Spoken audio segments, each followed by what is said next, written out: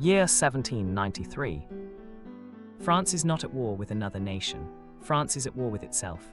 The revolution is still young, unstable, and surrounded by enemies. Kings across Europe are watching closely, waiting for it to collapse. And in the south, one city threatens to bring everything down. Toulon, a port city, a naval base, a gateway to the Mediterranean.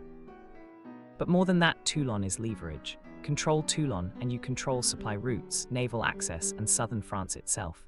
For the revolutionaries in Paris, losing Toulon is not a military inconvenience. It is an existential threat. French royalists inside the city rise up. They reject the revolution, they open the gates. British warships enter the harbour. Suddenly, the strongest navy in the world is sitting inside a French port. From here, the British can supply counter-revolutionary forces, disrupt trade, and project power deep into revolutionary territory. If Toulon remains in enemy hands, the revolution bleeds from the south. This is not just about reclaiming a city, this is about survival. In this chaos, no one is looking for heroes. They are looking for anyone competent enough to stop the disaster. And that is how a 24-year-old officer with no fame, no political power, and no influential family backing finds himself assigned to Toulon. Napoleon Bonaparte. At this moment, Napoleon is not Napoleon. He is not a legend, he is not feared, he is barely noticed. Officially, he is appointed commander of artillery, a technical role, limited authority, low expectations. Most men in his position would focus on logistics, maintenance, routine firing schedules. Napoleon does not. Instead of looking at cannons, he looks at the land.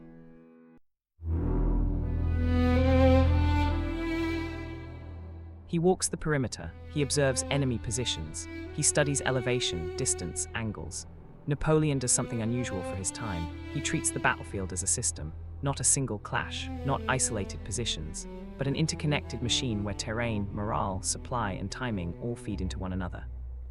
He begins to understand something critical. Toulon cannot be taken by frontal assault. The defenses are too strong. The harbour is protected by British naval guns. A direct attack would bleed the revolutionary forces dry. But Napoleon sees what others miss. This is not a battle of walls. This is a battle of high ground. Around Toulon, the terrain rises. Hills and ridges overlook the harbour from the north and east. To most commanders, these are background features. To Napoleon, they are the key to the entire campaign. From these heights, artillery can dominate the port. Not just the city walls, but movement inside the harbour itself. British ships, supply transfers, communication routes. If cannons control the high ground, the harbour becomes a trap. Napoleon proposes a radical plan. Instead of attacking the city directly, they will strangle it. He orders artillery to be positioned not randomly, not defensively, but deliberately. Every gun placed with intent, every angle calculated. This is not brute force, this is geometry. Traditional artillery doctrine spreads firepower. Napoleon concentrates it. Cannons are grouped, fire is focused, targets are selected with precision. Supply depots, command posts, key defensive junctions. The goal is not destruction for its own sake. The goal is paralysis. As the guns begin to fire, something changes. Enemy commanders struggle to communicate. Units receive conflicting orders. Movements slow. The city is still standing, but its ability to function is collapsing. Napoleon has not broken the walls. He has broken the enemy's mind. Napoleon does not rush the victory. This is critical. He understands that impatience kills armies. Instead, he implements a phased siege. Outer positions are targeted first, not the strongest defenses, the weakest. The enemy is forced to respond again and again, shifting troops, burning energy, losing cohesion. Every response costs them something: time, morale, clarity.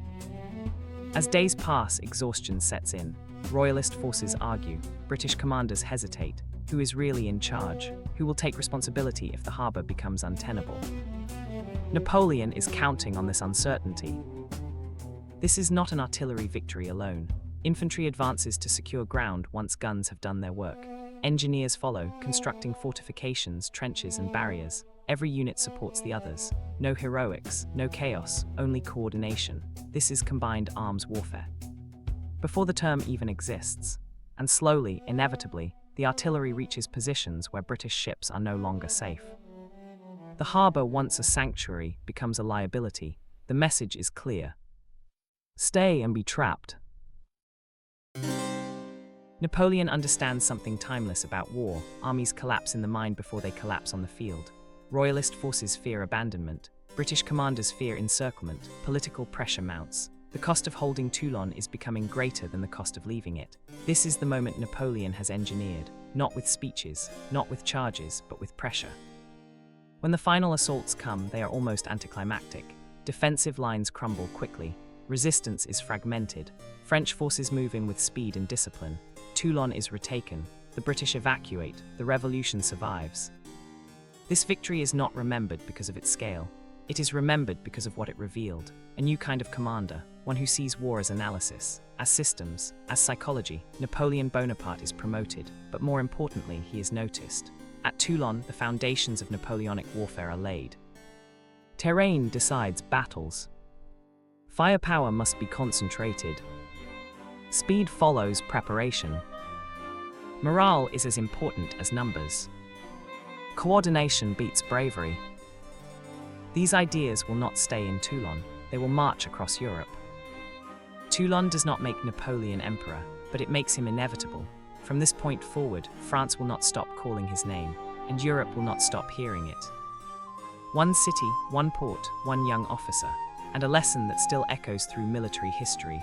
Wars are not won by strength alone, but by understanding.